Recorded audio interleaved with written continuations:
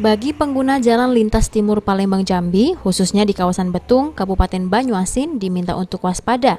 Pasalnya banyak hewan ternak warga yang dibiarkan berkeliaran. Tak jarang hewan ternak tersebut tiba-tiba melintas dan berhenti di tengah jalan.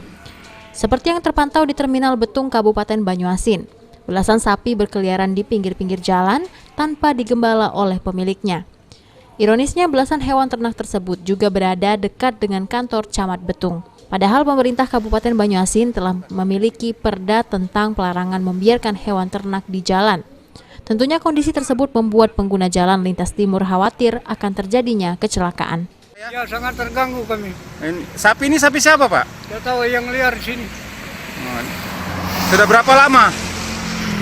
Sudah berapa lama ini loh? Lama sudah. Sudah lama ya? Iya. Jadi harapannya seperti apa, Pak?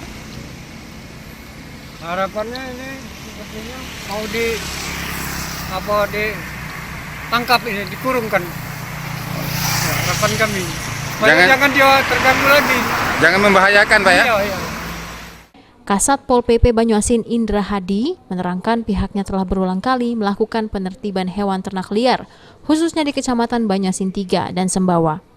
Namun pihaknya mengakui kerap kecolongan akibat kurangnya personil dalam berpatroli.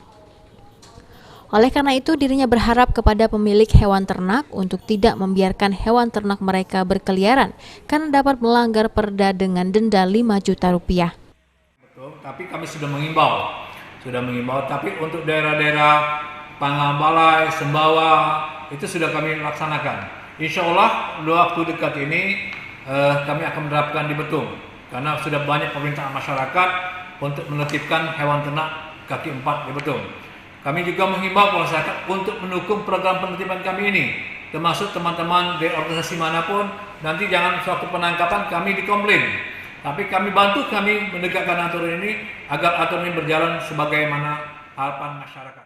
Selain dinasnya, Kasat Pol PP Banyuasin juga berharap peran aktif camat dan juga kades dalam mensosialisasikan perda tersebut. Sulaiman, PAL TV.